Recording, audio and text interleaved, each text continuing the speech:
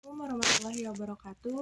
Kali ini saya akan mereview mata kuliah Hukum Tata Negara pertemuan kedua. Sistem hukum di Indonesia itu lebih dari satu, dengan sistem hukum utama yaitu sistem hukum Eropa kontinental. Selain sistem hukum Eropa kontinental, di Indonesia juga berlaku sistem hukum adat dan sistem hukum agama, khususnya hukum syariah Islam.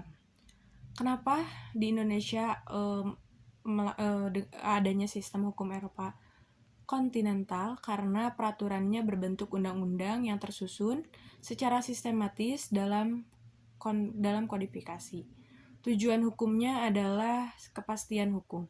Selain itu, hal ini disebabkan karena Indonesia sendiri pernah dijajah lama oleh Belanda, sehingga otomatis Indonesia mengikuti sistem hukum yang diturunkan oleh Belanda.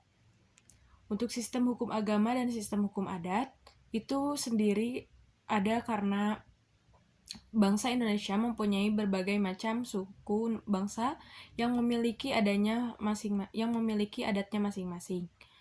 Selain itu, Indonesia juga terdiri dari berbagai macam agama, maka diaturlah sistem hukum agama untuk mengatasi permasalahan dari setiap agama.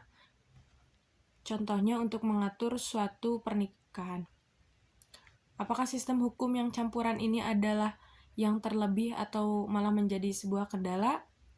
Sistem campuran ini mungkin adalah sistem hukum yang terbaik karena Indonesia sendiri merupakan negara yang terdiri dari bermacam-macam suku atau adat dan berbagai macam agama. Hukum positif, hukum yang berlaku pada suatu saat di tempat tertentu. Hukum positif Indonesia, hukum yang berlaku pada saat tertentu di wilayah Indonesia. Hukum tata negara, bidang ilmu hukum yang mencakup asas-asas dan ajas-ajas dan pengertian-pengertian dalam ketatanegaraan dan aturan-aturan dasar mengenai struktur organisasi, hak dan kewajiban hubungan antara negara dan negaranya. Mungkin itu yang dapat saya sampaikan. Mohon maaf banyak kesalahan. Wassalamualaikum warahmatullahi wabarakatuh.